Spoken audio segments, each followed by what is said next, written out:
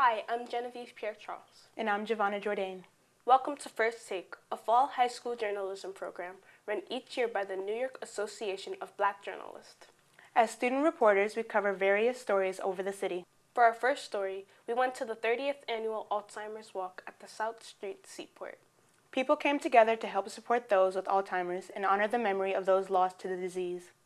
Today, 3,600 people came out to support the Walk to End Alzheimer's to raise awareness and funds. The walk stretched from South Street Seaport to the Brooklyn Bridge.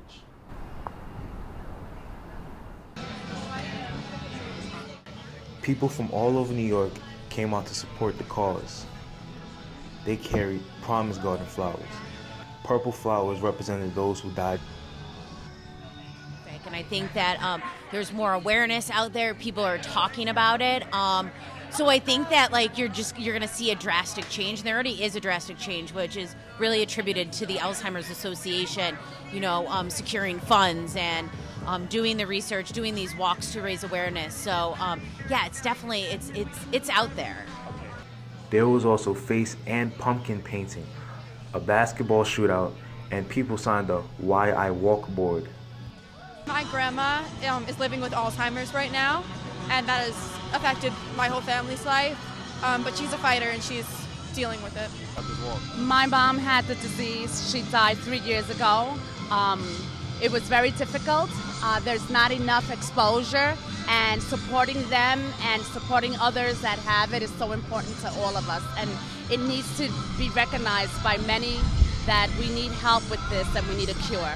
This is Christian Harley reporting for First Take. Hi, I'm Adriana Kostakis. And I'm Afia Branch. First Take reporter Tara Conti covered the Beyond the Bars conference at Brooklyn Friends School in downtown Brooklyn. The conference puts its spotlight on various criminal justice issues, including those who were wrongfully convicted. I'm Tara Conti. We're at the Brooklyn Friends School. Today we're at the Beyond the Bars conference and we're learning about people who were wrongfully accused and convicted of a crime. I'm a staff attorney at the Innocence Project, and I litigate DNA cases to get the wrongfully convicted out of prison by using DNA testing. I was found guilty of everything that happened in the abandoned building. I was found not guilty of everything that happened in the park. Not only do I advocate for the Innocence Project, but they have a conference every year where we go around the country at different law schools. So not only do they help us, I think we help them also because we actually put a face for the Innocence Project when it comes to, exonerees, in the years we face for these wrongful convictions.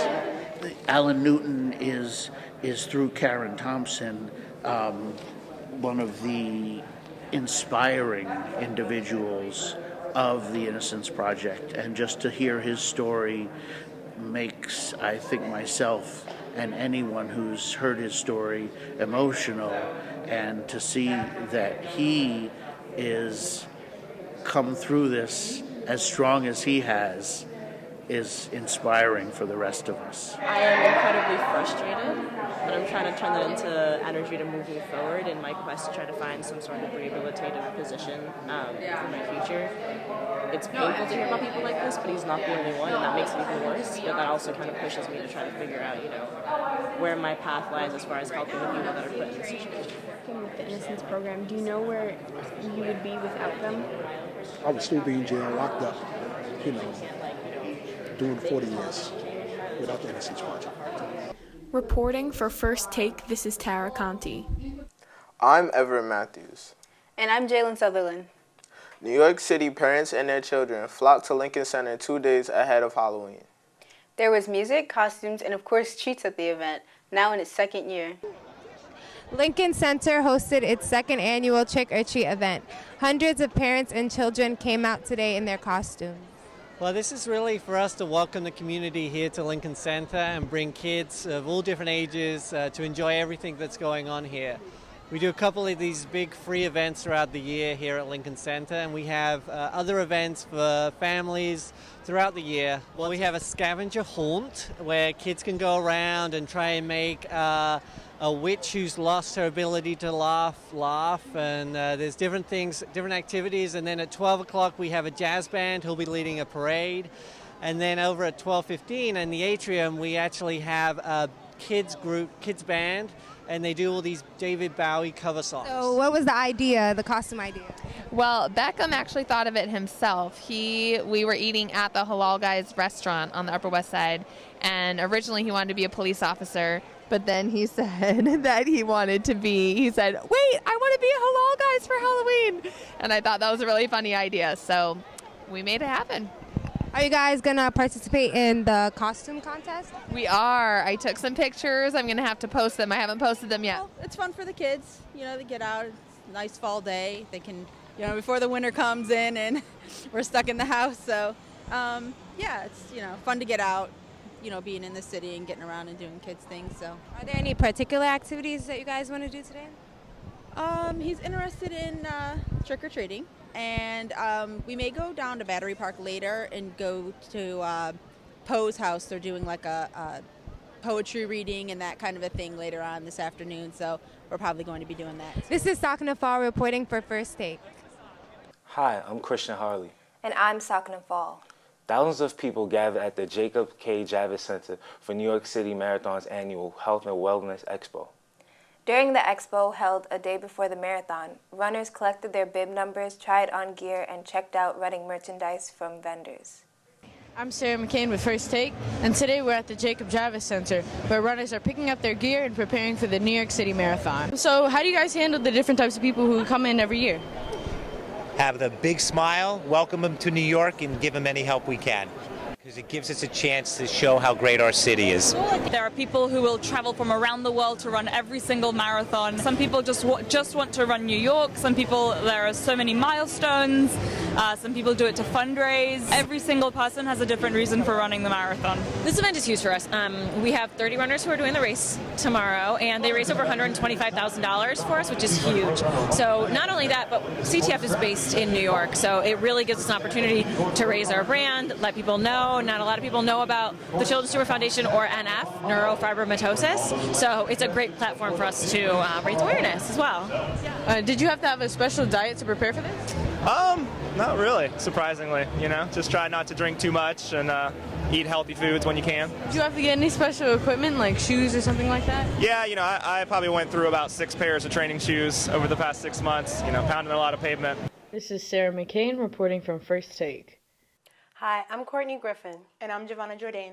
First Take visited Manhattan Country School's 48th Annual Farm Festival, which helps the school raise funds and supports its mission to accept students of all races and economic backgrounds. The event also marked the opening of its new location on the Upper West Side. Food, music, and people were all about at a festival on the Upper West Side. There are people selling lamb chops behind me. They're in short ribs. There are people over here selling fresh baked goods. There are sides that parents make every year and bring here, and there's too many of those to list. Sounds like a school festival, but was actually a festival to raise money for Manhattan Country School. The school recently moved into a new building on 85th Street. Parents and students were both excited. Yes, very much so, because the school just moved here, and it's great to let everybody know we're here. I like it because it's just like a thing that we do this day. I don't know, it's just fun. Yeah, because it's really fun, but it'd be hard to do it like a lot, so. But yeah, it'd be pretty cool. With the success of the farmhouse event and the huge turnout of people, hopes are high that this will go towards the school's future. This is our first year here. We used to be on the east side, and now we're on West 85th Street. We doubled the size of the amount of children we have coming into the school, so we have a much bigger space, and this is our introduction to this community. We're diverse at this school, but we're also economically diverse, and this school has a sliding scale tuition, so it means that we have an equal, equal sacrifice. So if you make a lot of money, you pay the full thing. If you don't make a lot of money, you pay what you can pay. So having events like this help to support that. To raise money so that we can continue to have economic diversity at the school. Reporter from the Upper West Side, Afia Branch, First Take. Hello, I'm Sarah McCain. And I'm Chloe Shen. We went down to the New York Etsy Craft Fair in Chelsea, a collaboration between PS11 and Etsy's nonprofit arm. The event showcased over 50 vendors and workers who gave their products more exposure to New York City residents and raised money for the school. Good afternoon, I'm Adriana Kostakis reporting from Chelsea, New York, First Take News. Today I'm covering the collaboration event between New York Etsy Street Team and PS11 for their fall fundraiser. Customers will be able to shop and peruse 33 vendors selling their homemade crafts, handmade jewelry, clothing, and beauty products. I'm the events director for the Etsy New York team. We're a group, we're a business group nonprofit of Etsy sellers local to New York City. What did it take to organize this event? It's a lot of marketing planning, a lot of preparation, creating the application, curating the vendors, preparing them with what to bring. Most of the vendors are from the Etsy New York Street team, so I put the application out to our group, and then we also put it out to the public. And the people from our team are pretty much automatically accepted, and then from the public, I curate it. Are you enjoying New York City? Yes, I really love it here. If I could, I'd live here. I really would. Such a variety of talent I keep seeing, and I love seeing all the local handmade items. It's just really such a beautiful experience. They do this every year with the bouncy castles and the street fair, and inside there's usually snacks and there's great decorations. And everyone's like really happy to pitch in and help, and that's why this whole fall festival thing is happening. Hi, I'm Courtney Griffin. And I'm Adriana Kostakis. First Take visited Macy's annual Balloon Festival, where volunteers prepare for the 90th Thanksgiving Day Parade. Balloons shaped like Charlie Brown, characters from the movie Trolls, and more were given a test run in the Citi Field parking lot as spectators watched on the sidelines. This is Giovanna Jordan with First Take. Today we're here at Citi Field in Queens as volunteers for the 2016 Thanksgiving Day Parade practice walking the balloons.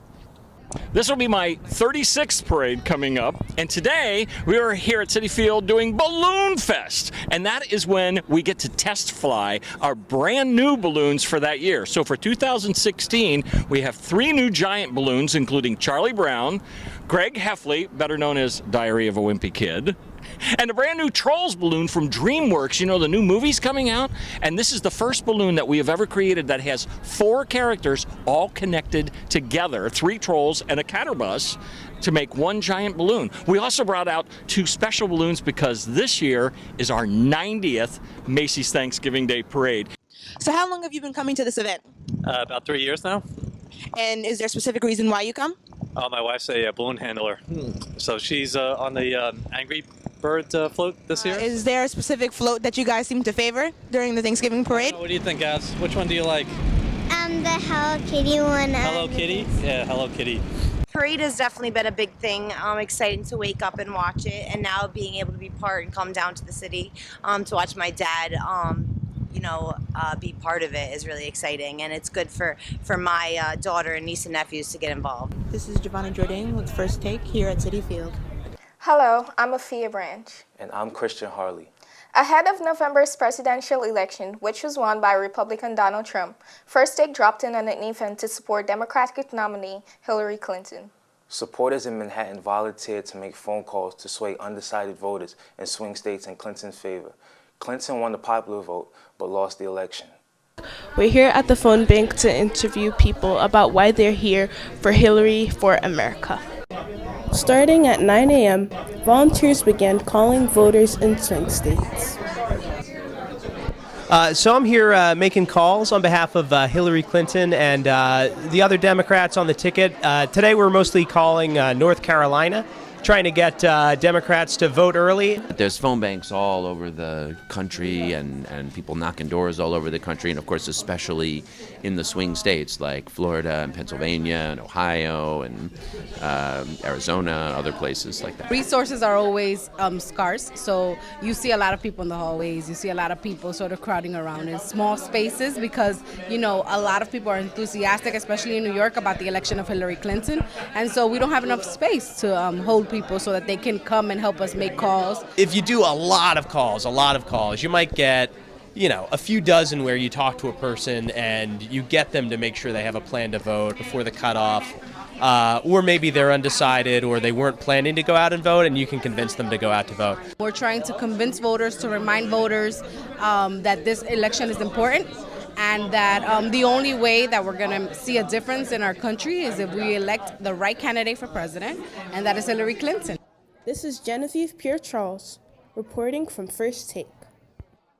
Thank you for joining us for our broadcast. We also want to take this opportunity to acknowledge some of the supporters of First Take. We want to extend our thanks to CUNY Graduate School of Journalism, which hosted First Take for the first time this year, Brick Arts Media, where we hold our broadcast, and all of the volunteers and mentors who guided us this year. Have a wonderful day.